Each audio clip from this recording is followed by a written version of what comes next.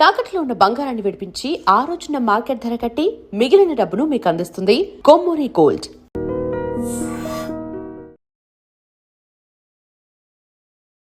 నమస్తే, నేను Kavitha. Welcome to I dream news and నిజాలు. ఫిబ్రవరి 14th ప్రేమదాస స్టేడియం కొలంబోలో ఒక హై లెవెల్ మ్యాచ్ జరగబోతోంది. ఇండియా పాకిస్తాన్ మాత్రమే కాదు, ప్రపంచమంతా ఆసక్తిగా ఎదురు చూసేటువంటి ఆ మ్యాచ్ జరుగుతుందా లేదా వర్షం కారణంగా రద్దవుతుందా అనేటువంటి బోల్డ్ అన్ని స్పెక్యులేషన్స్ ఉన్నప్పటికీ ఆపరేషన్ సింధూర్ జరిగిన తర్వాత ఇది రెండో మ్యాచ్ కాబోతోంది ఇండియా వర్సెస్ పాకిస్తాన్ది. ఏషియా కప్లో భారత ఆటగాళ్లు హ్యాండ్ షేక్ ఇవ్వలేదు అనేటువంటి ఒక వివాదానికి తోడు రేపు మ్యాచ్ ఎలా ఉండబోతోంది, బోల్డ్ అని అంచనాలు ఉన్నటువంటి నేపథ్యంలో జియోపొలిటికల్గా దీన్ని చూడాలా, రాజకీయాల పరంగా చూడాలా, లేకపోతే క్రికెట్ని క్రికెట్ లాగే ఆస్వాదించాలా? మనతో పాటుగా ఉన్నారు సీనియర్ జర్నలిస్ట్ సురేష్ కొచ్చతిల్ గారు. సార్ నమస్తే. నమస్కారం. సో మనం ఆపరేషన్ సింధూర్ తర్వాత జరిగినటువంటి మ్యాచ్ గురించి మనం మాట్లాడుకున్నాం, ప్రపంచమంతా దాని గురించి చర్చించింది.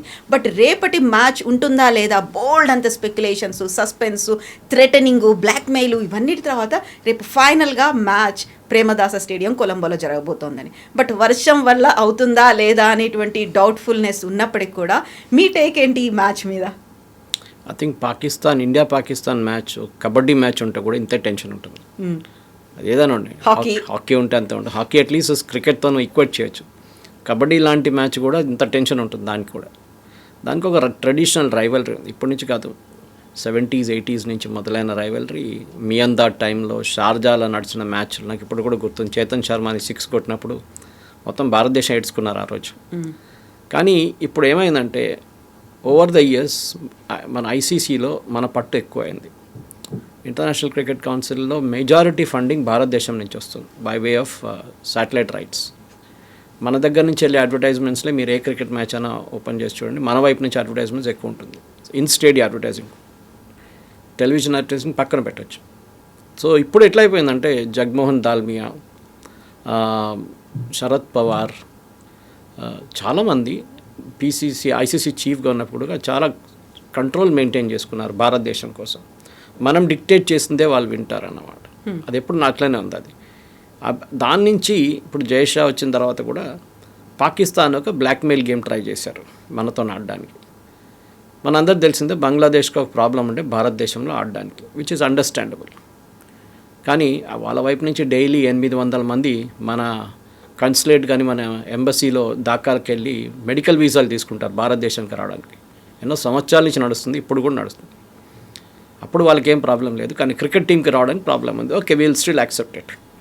ఏదైనా ఇన్సిడెంట్ జరిగిందనుకోండి, ఎవరో బాటిల్ విసిరారో ప్లేయర్ బౌండరీ దగ్గర ఉన్న ప్లేయర్ మీద, లేకుంటే బూయింగ్ చేస్తే మళ్ళీ it will become big diplomatic incident. చూడండి ఇండియన్స్ ఇట్లనే ఉన్నారని చెప్పేసి. So we said okay fine, Bangladesh will not play, Scotland తీసుకొచ్చాం. ఇప్పుడు బంగ్లాదేశ్కి 2 డిమాండ్లు ఉండే. ఒకటి, మా మ్యాచ్ ఫీజు తక్కువ చేయకండి, మా మ్యాచ్ ఫీజుని మీరు క్యాన్సిల్ చేయకండి, హోల్డ్ చేయకండి. ఎందుకంటే మా దగ్గర ఉన్న డబ్బులు అదే. బంగ్లాదేశ్కి పెద్ద డబ్బులు ఏం లేవు క్రికెట్ నుంచి. మన దగ్గర మన ఎంటైర్ ఐపీఎల్ఏ కొనుక్కోవచ్చు, కంప్లీట్ వరల్డ్ వైడ్ ఉన్న అన్ని టీమ్స్ని కొనుక్కోవచ్చు, మన అంత డబ్బులు ఉంది ఐపీఎల్ దగ్గర. కానీ దాన్ని విసాడు ఓకే ఫైన్, మాట్లాడదాం దాని గురించి. దాంట్లో వచ్చి దుంకారు పాకిస్తాన్. వషిన్ నఖ్వీ లాంటి వాళ్ళ పీసీబీ చీఫ్, గుర్తుంటుంది మీకు, ఏషియా కప్లో హ్యాండ్ షేక్ చేయలేదని చెప్పి కప్పు కూడా ఇవ్వలేదు మనకి. వాళ్ళ దగ్గర పాలిటిక్స్ అక్కడ. ఇండియన్ గవర్నమెంట్ కూడా పాలిటిక్స్ ఆడతారు, ఎందుకంటే చాలా clear instruction that we will not play with Pakistan in a bilateral series. మన ప్రేక్షకులు అర్థం చేసుకోవాలి, బైలాటరల్ అంటే పాకిస్తాన్ ఇండియాలో ఆడడము, ఇండియా పాకిస్తాన్కి వెళ్ళి ఆడడం మన రెగ్యులర్ ఉండే ముందు. కానీ ఈ టెర్రరిస్ట్ అటాక్ అంతా మొదలైన తర్వాత మనం we cut off totally. I think 93 was last one we played a bilateral series. దాని తర్వాత ఇప్పుడు బంగ్లాదేశ్ చెప్పినప్పుడు మనం చెప్పాము ఓకే. పాకిస్తాన్ ఏం చేశారంటే దీంట్లో దుక్కి, మేము బంగ్లాదేశ్ని సపోర్ట్ చేస్తున్నాం, బంగ్లాదేశ్తో మేము కూడా ఒక మ్యాచ్ ఆడాము ఇండియాతో అని చెప్పి. సో ఐసీసీ చెప్పారు మీరు అన్ని మ్యాచెస్ బాయ్కాట్ చేయండి, you withdraw from the tournament, no problem, మేము రీప్లేస్ చేసుకుంటాం మిమ్మల్ని. కానీ ఆ గేట్ కలెక్షన్స్ పాకిస్తాన్ ఇండియా ఆడుతుందంటే అది ఇంకో మసాలా. అది మీరు చెప్తున్నట్లు రేపటి గేమ్. ఇట్లాంటి పరిస్థితుల్లో ఐసీసీ ఒక మీటింగ్ జరిపారు పాకిస్తాన్ లాస్ట్ వీక్ లాహోర్లో. దాంట్లో ICC deputy chief, Pakistan cricket board chief Mohsin and Bangladesh cricket board chief ముగ్గురు కలిశారు అక్కడ. సో ఐసీసీ ఏం చెప్పారంటే మీ మ్యాచ్ ఫీజ్ మేము we will give it to you బంగ్లాదేశ్కి. మీ తప్పంటే కాదు, we can understand your position. మేము స్కాట్లాండ్ తను రీప్లేస్ చేసుకున్నాం, స్కాట్లాండ్కి అంత పెద్ద ఫీజు ఏమి ఇవ్వక్కర్లేదు. So that was agreed. అప్పుడు కూడా పాకిస్తాన్ అన్నారు కాదు మీరు బంగ్లాదేశ్కి ఏం చెప్తారు బైలాటరల్ సిరీస్ ఆడడానికి పర్మిషన్ ఇవ్వాలి, ఇండియాలో ట్రైలాటరల్ సిరీస్ కూడా పర్మిషన్ ఇవ్వాలి. అంటే బంగ్లాదేశ్, పాకిస్తాన్, ఇండియా కలిసి ఇండియాలో ఆడుకుంటారంట. We said no, sorry, we will not agree. Even Pakistan వెళ్ళి ఆడడం కూడా we will not agree to it. Pakistan దాని మీద పట్టుబడి ఉన్నారు. సరే, we said fine, if you want to not play, మీ మీద పెద్ద ఫైన్ పడుతుంది కొలంబో గేమ్ ఆడకపోతే, శాటిలైట్ టెలివిజన్ మాకు రైట్స్ పోతుంది, మా అడ్వర్టైజ్మెంట్స్ కలెక్షన్ తగ్గుతుంది, ఇన్ స్టేడియం అడ్వర్టైజింగ్ తగ్గుతుంది, మా గేట్ కలెక్షన్ పడిపోతుంది. So we will take action against you, severe action against you అన్నారు. అది చూసి భయపడ్డారు. మీకు గుర్తుండి ఇదంతా మొదలైంది ముస్తఫర్ మన కల్కటా నైట్ రైడర్స్లో ఉన్న బంగ్లాదేశ్ ప్లేయర్. ఆయన్ని మనం డ్రాప్ చేసాం. దానికి కారణాలు ఉన్నాయి. ఇండియన్ గవర్నమెంట్ చెప్పారు బంగ్లాదేశ్తో ఈ గొడవ అంతా నడుస్తున్నప్పుడు, అక్కడ హిందువుల మీద అత్యాచారాలు నడుస్తున్నప్పుడు, that we should withdraw the team Bangladesh player, లేకుంటే రేపు ఇష్యూ అయిపోతుంది. ఇది పొలిటికల్గా కానీ స్పోర్ట్స్లో కూడా. ఏదైనా హోటల్ ఉంటున్నప్పుడు ఇండియాలో ఈ ఐపీఎల్ టైంలో ఎవరో కొట్టారు, ఏదైనా చేశారు, బాటిల్తో కొట్టారంటే పెద్ద ఇష్యూ అవుతుంది. కానీ పాకిస్తాన్ మీడియా దాన్ని ఎట్లా తిప్పారంటే మీరు చూడాలి, ఒక ఇంటర్వ్యూస్ ఉంది, ఇంక్లూడింగ్ అల్ జజీరా స్టోరీ నేను నిన్న చూశాను, షాకింగ్. వాళ్ళేమంటున్నారు, the only Indian IPL team to be owned by a Muslim, Shahrukh Khan. Recruited the only Indian cricket team owned by a Muslim, Shahrukh Khan recruited a only Muslim player in IPL from abroad, Bangladesh, Mustafiqar అని చెప్తున్నారు. ఆలోచించండి వాళ్ళ thought process. I can understand. Pakistan television channel చేస్తున్నాయి. Of course మనకు అందరూ Al Jazeera గురించి తెలుసు, ఇండియాలో అయితే వాళ్ళ ఆఫీస్ కూడా బంద్ చేయించాం మనం. ఖతారీ రాయల్ ఫ్యామిలీ ఓనర్షిప్ దానికి. It's a total anti India channel.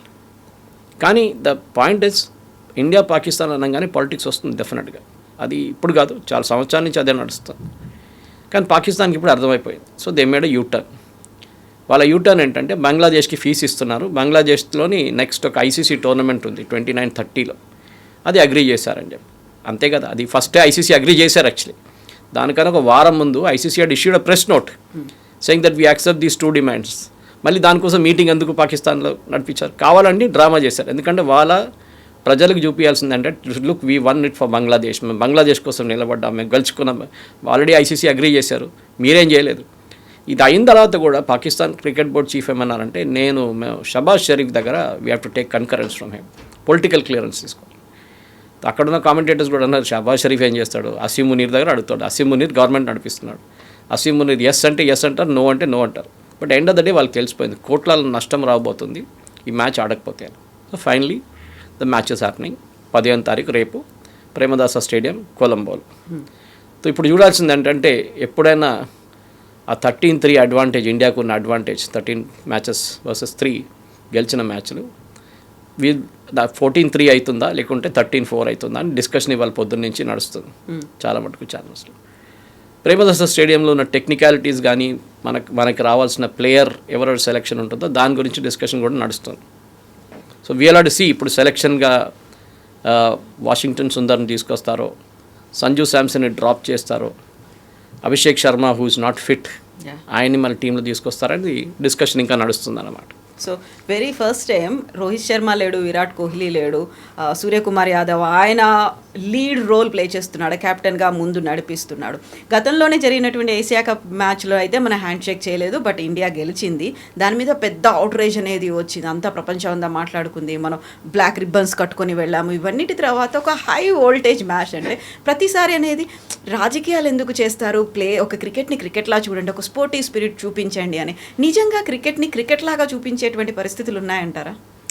ఇప్పుడు యూరోప్లో జరుగుతున్న ఒలింపిక్స్, వింటర్ ఒలింపిక్స్ చూశారు మీరు, ఇటలియన్స్ కొన్ని రాష్ట్రాల్లో నడుస్తుంది, 2-3 countries it's happening at the same time. దాంట్లో ఓపెనింగ్ ఎన్కౌంటర్లో వాళ్ళు స్టేడియం లోపల వస్తున్నప్పుడు, పరేడ్ నడుస్తున్నప్పుడు మీరు చూస్తుంటారు, జేడీ వ్యాన్స్ అండ్ ఉషా వ్యాన్స్ని స్క్రీన్లో చూపించారు. ఎంటైర్ క్రౌడ్ స్టార్టెడ్ బూయింగ్ వాళ్ళని, ఇన్సల్ట్ లాగా. అది ఒక పెద్ద డిప్లొమాటిక్ ఇన్సిడెంట్ అయిపోయింది. అంటే యూరోప్లో ఉన్న ప్రజలకి యూఎస్ మీద ఉన్న వ్యతిరేకత చూపిస్తున్నారు. సో మీరు అడుగుతారు పాలిటిక్స్ ఎక్కడ ఉంది స్పోర్ట్స్లో అంటే, ఇది ఒక ఎగ్జాంపుల్. రెండవది, దాని తర్వాత ఒక ప్రెస్ కాన్ఫరెన్స్ జరిగింది. దాంట్లో యూఎస్ టీంలో ఉన్న 2 ప్లేయర్లు యుఎస్లో జరుగుతున్న ఐస్ అటాక్స్ అంటే వాళ్ళ ఇమిగ్రేషన్ అటాక్స్ వాళ్ళ ప్రజల మీద జరుగుతుంది దాన్ని బట్టి మాట్లాడారు. ప్రెసిడెంట్ ట్రంప్కి కోపం వచ్చింది. ఈ సెట్ అన్గ్రేట్ఫుల్ ఫెలోస్, ట్రైటర్స్, అది ఇదని ఏదేదో వర్డ్ యూజ్ చేశారు. ఇది యుఎస్ టీం వ్యతిరేకంగా. మూడవది, అదే టోర్నమెంట్లో ఒక యూక్రెయినియన్ ప్లేయర్ ఒక హెల్మెట్ వేసుకున్నారు. బహుశా మీరు వినుంటారు, ఇది కాంట్రవర్సీ. ఆ హెల్మెట్ మీద యూక్రెయిన్లో చనిపోయిన కొంతమంది పిక్చర్స్ పెట్టారు స్టిక్కర్గా. అది తీసేయమన్నారు. ఇంటర్నేషనల్ ఒలింపిక్స్లో పాలిటిక్స్ ఎప్పుడు తీసుకురాకూడదు. అది మీరు జెండా ఉండొచ్చు, లేకుంటే మీరు బ్లాక్ ఆర్మ్ బ్యాండ్ ఉండొచ్చు, ఏదన్నా you can wear nothing. Standard uniform ఉంటుంది, అది మీ దేశం యూనిఫామ్ ఉండాలి, అది కూడా అప్రూవ్డ్ ఉంటుంది ముందే. సో ఆయన్ని టోర్నమెంట్ నుంచి దే త్రూ హిమ్ అవుట్ అన్నమాట. సో పాలిటిక్స్ స్పోర్ట్స్లో ఉందంటే yes, it is always there, లేదని కాదు. తైవాన్ని ఇప్పుడు కూడా వాళ్ళ ఫ్లాగ్ కింద పార్టిసిపేట్ చేయనియరు, ఎందుకంటే చైనా ఆబ్జెక్ట్ చేస్తారు. Even now Taiwan competes under Chinese flag. ఆలోచించండి. ఇజ్రాయెల్ రీసెంట్లీ ఒక మేజర్ చెస్ టోర్నమెంట్ జరిగితే ఇజ్రాయేలీ టీమ్ని వాళ్ళ ఫ్లాగ్ కింద కూర్చొనియలేదు. పాలిటిక్స్ ఉంది కదా అక్కడ కూడా. క్రికెట్ అంటే ఒకటే కాదు, బట్ మనకు ఒక ట్రెడిషనల్ రైవలరీ ఉంది ఇక్కడ. ఇప్పుడు మీరు ఆస్ట్రేలియా అండ్ ఇంగ్లాండ్ సిరీస్ని మాట్లాడుతున్నాం, యాషెస్ అని మాట్లాడతాం. Why is it called Ashes? ఆ టైంలో వాళ్ళకు చాలా పెద్ద రైవలరీ ఉంది, ఇప్పుడు కూడా ఉంది. ఆస్ట్రేలియా ఇంగ్లాండ్ అంటే ఇండియా పాకిస్తాన్ లాగానే ఒక మ్యాచ్ లాగా ఉంటుంది, అది కూడా అంత ఇంటెన్సిటీ ఉంటుంది అంతే. ఒక మ్యాచ్ అయిన తర్వాత వాళ్ళ గొడవలో దాంట్లో వీళ్ళు బెయిల్స్ని క్రిమేట్ చేశారు. క్రిమేట్ చేసి ఒక యాషెస్ ఒక డబ్బలు వేసి పెట్టారు చిన్న కంటైనర్లో. That became the Ashes. ఇంత ఉంటుంది అది. సో పాలిటిక్స్ స్పోర్ట్స్లో ఉంటుంది, ఎప్పుడు ఉంటుంది. That will never go away. కానీ దాన్ని కంట్రోల్ చేయాల్సింది ఒక లిమిట్ దాకా మనం ఉంచుకోవాలి. And we can use it as a weapon of threat డెఫినెట్గా. ఎందుకంటే సోవియట్ యూనియన్లో ఒలింపిక్స్ జరిగినప్పుడు యూఎస్ టీం అక్కడికి వెళ్ళలేదు. యూఎస్గా చాలా యూరోపియన్ టీమ్స్ వెళ్ళలేదు అక్కడికి డెఫినెట్గా. ఎందుకంటే వాళ్ళకు పొలిటికల్ బాయ్కాట్ చేశారు అక్కడ. ఇప్పుడు యూఎస్లో జరగబోయే టోర్నమెంట్లో రష్యా వస్తారా లేదా తెలియదు మనకి. ఆల్రెడీ వాళ్ళు కొన్ని రెస్ట్రిక్షన్స్ పెడతా అంటున్నారు, ఈ కంట్రీని అలౌ చేయమా, ఈ కంట్రీని అలౌ చేయమా. You cannot do that. So Olympics కూడా ఒక పొలిటిక్స్ అయిపోయింది ఇప్పుడు. As much as cricket, as much as ఫుట్బాల్లో కూడా చూడండి మీరు, చాలా మటుకు యూరోపియన్ కంట్రీస్ కానివ్వండి, లాటిన్ అమెరికన్ కంట్రీస్, వీళ్ళ నడిమిలో చాలా మటుకు ఫీఫా పొలిటిక్స్ ఆడుకుంటారు. సో మనం భారత్ పాకిస్తాన్ ఎన్కౌంటర్ని ఒకటే పొలిటిక్స్గా చూడకూడదు. And definitely this game is interesting. ఎందుకంటే ఒకటి, ఇది శ్రీలంకలో జరుగుతుంది, న్యూట్రల్ వెన్యూ ఒకటి. అది కాకుండా ఇండియా పాకిస్తాన్ మ్యాచ్. ఎందుకంటే మనకు తెలుసు, మీకు ముందు నేను మెన్షన్ చేశాను, షార్జాలో ఆ టైంలో డి గ్యాంగ్ అక్కడ ఉండే, పెద్ద బెట్టింగ్ జరుగుతుండే. ఫోన్ మీద దావూద్ మాట్లాడుతున్న ముందు మ్యాచ్ నడుస్తుంటుంది, మీరు చూసుంటారు ఆ సీన్. సో షార్జా నుంచి వి మూవ్ డౌన్ లేటర్ మనం దుబాయ్కి వచ్చాం. దుబాయ్లో కొన్ని మ్యాచ్లు జరిగినాయి. ఇప్పుడు కూడా ఇండియా పాకిస్తాన్ మ్యాచెస్ ఒక న్యూట్రల్ వెన్యూలు నడిపిస్తూ కూడా టికెట్లు అమ్ముడిపోతాయి, ఫుల్గా పోతుంది. ఇన్ఫ్యాక్ట్ ఏషియా కప్ ఫైనల్లో I was there in Dubai that time. మ్యాచ్కి వెళ్ళలేదు కానీ నేను దుబాయ్లో ఉన్నాను ఆ రోజు. నేను మ్యాచ్ కూడా చూడలేదు, కొంచెం టీవీలో చూశాను, కానీ అదర్ ఎంగేజ్మెంట్స్ ఉండే నాకు ఆ రోజు. కానీ ఆ రోజు అక్కడ స్ట్రీట్లో చూడాలని మొత్తం రోడ్లన్నీ ఖాళీగా అయిపోయినాయి, no traffic on the road. అంటే అందరూ మ్యాచ్ చూడడానికి వెళ్ళారనమాట. సో ఆ ఒక పరిస్థితిలో భారత్ పాకిస్తాన్ ఎక్కడ ఆడినా కానీ ఉంటుంది. అండ్ డెఫినెట్లీ ప్రేమదాస స్టేడియంలో రేపు జరగబోయే మ్యాచ్, ఈవెన్ ఇఫ్ వాష్అవుట్ అయితే ఎక్స్ట్రా డే ఒకటి ఉంటుంది, మండే రోజు జరుగుతుంది మ్యాచ్. కానీ సండే రోజు జరిగితే ఇంకా బాగుంటుంది, ఎందుకంటే మ్యాక్సిమం వ్యూవర్షిప్ ఉంటుంది. కానీ ఈ మ్యాచ్ ఇస్ ఈవినింగ్ మ్యాచ్. మన time 7 o'clock, Pakistan time 6:30, Sri Lankan time also 7 o'clock, భారతదేశం time also 7 o'clock. So ideal time to watch cricket. చూద్దాం ఏం జరుగుతుందో లేదో అని అక్కడ ఈ భారత్ పాకిస్తాన్ మ్యాచ్లో ఎట్లాంటి గేమ్ ఉంటుందో దాన్ని బట్టి ఒక ఎక్స్ట్రా, మీరు చెప్పినట్లు విరాట్ కోహ్లీ లేరు, రోహిత్ శర్మ లేరు, ఇట్లాంటి పరిస్థితుల్లో సూర్యకుమార్ యాదవ్ కెప్టెన్గా ఉండి ఎట్లా ఆడతారనేది ఒక పెద్ద ప్రశ్న ఉండబోదు. ప్రతిసారి ఇలాంటి హై ఇంటెన్సిటీ ఉన్నప్పుడు, ఒక టెన్షన్ వాతావరణంలో మ్యాచ్ ఆడడం, అందులోనూ ఆపరేషన్ సింధూర్ తర్వాత పై చేయి చూపించుకోవాలి అనేది బోత్ ద టీమ్స్కి అలాగే ఉంటుంది. బట్ ఈసారి జరుగుతున్నటువంటి మ్యాచ్ స్పెక్యులేషన్స్ అయ్యాయి, ఇవన్నిటి తర్వాత జరుగుతుందా లేదా అనుకున్నప్పుడు అందరూ ఫింగర్ క్రాస్డ్గా పెట్టుకొని ఉన్నారు, జరగాలి అనేటువంటి భావనతోనే ఉన్నారు. లెట్ us ప్లే ప్రొఫెషనల్గా ఆడుకుందాం. పాలిటిక్స్ ఉంటుంది, ఇప్పుడు ఏదో సార్ట్అవుట్ అయిపోయింది కదా, మనం ఇప్పుడు గేమ్ గురించి ఆలోచించాలి. ఎస్పెషలీ శ్రీలంకలో ఉన్న వెదర్ కండిషన్ చూస్తే చాలా మటుకు హ్యూమిడిటీ ఎక్కువ ఉంటుంది.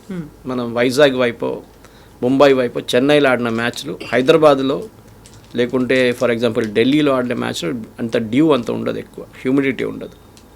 కానీ శ్రీలంకలో హ్యూమిడిటీ చాలా ఎక్కువ ఉంటుంది. అండ్ మీరు చూస్తున్నాం మనం ఇప్పుడే హ్యూమిడిటీ మొదలైంది చాలా మటుకు. ఇప్పుడు జరిగిన మ్యాచ్లో కూడా 3 మ్యాచ్ల్లో ఎస్పెషల్లీ ఈవినింగ్ మ్యాచ్లో హ్యూమిడిటీ ఎక్కువ ఉంది. ఇప్పుడు జరిగిన 3 మ్యాచ్లో ఒకటి పొద్దున జరిగింది ఎర్లీ మార్నింగ్, ఒకటి ఆఫ్టర్నూన్ జరిగింది, ఒకటి ఈవినింగ్ జరిగింది.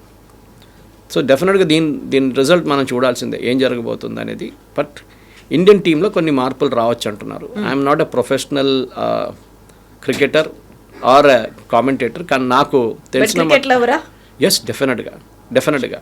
కానీ మీరు ఐపీఎల్ చూసారంటే నేను ఐపీఎల్ చూడలేదు అసలు. Because one thing I believe that it is not really a professional cricket. సరే, బిట్స్ అండ్ పీసెస్గా అంతా మారిపోయింది, అంతా ఇట్స్ అ కమర్షియల్ థింగ్ అంతే.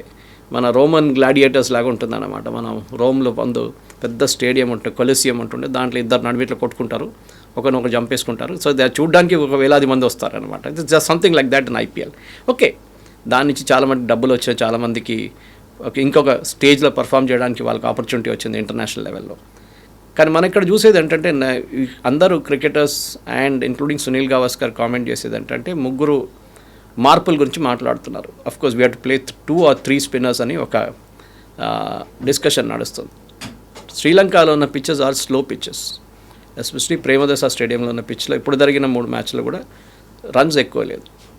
సో ఇప్పుడు T20లో ఎట్లాంటి పిచ్చెస్ మీద ఆడినప్పుడు ఇఫ్ యూ చేస్ యూ విల్ విన్ అనే ఒక కాన్సెప్ట్ ఉండే ముందు. T20లో అదే ఉంటుంది. ఇప్పుడు you have a target in mind, 180, 190, 170 అని ఒక టార్గెట్ ఉండే, 200. ఆ టార్గెట్ని మీరు చేస్తారు. That is the usual easy way of doing it. కానీ ఈ లాస్ట్ జరిగిన 3 మ్యాచ్ల్లో కూడా the team batting first has won, which is చాలా యూనిక్ అది. And that too slow pitches మీద.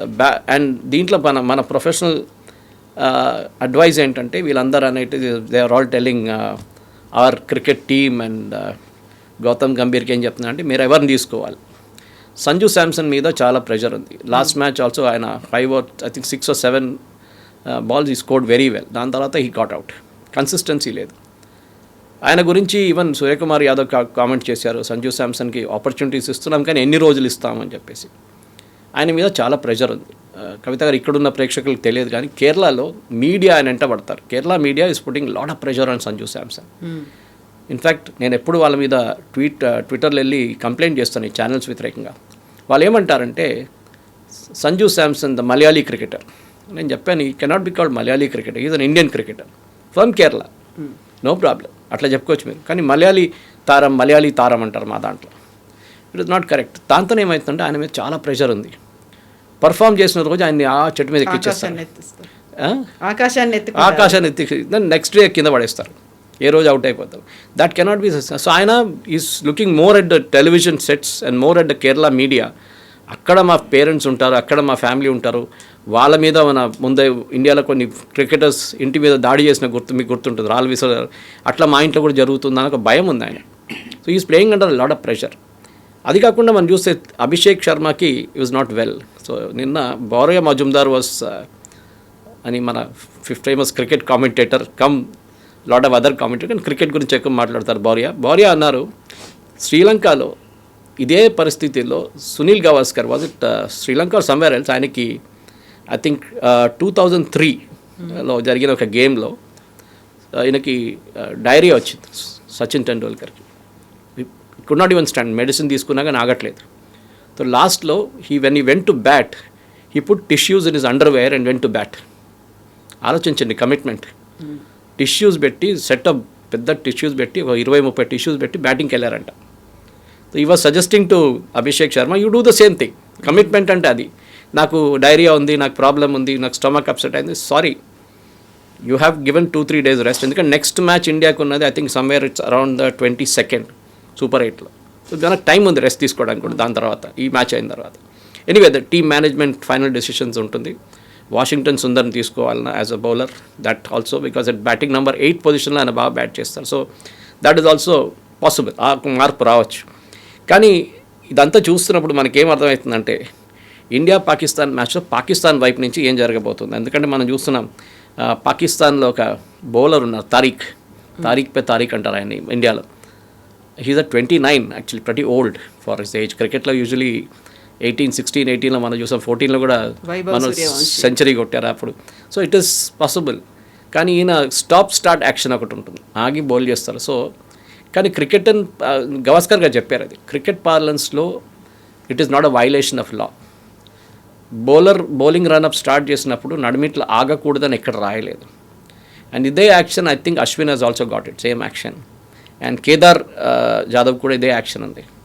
సో స్టార్ట్ స్టాప్ యాక్షన్లో వీళ్ళు కొంచెం హైప్ చేసి పెట్టారు తారీఖ్ని, ఇండియన్స్ భయపడతారు ఆయన బౌలింగ్ యాక్షన్, అట్లేం లేదు.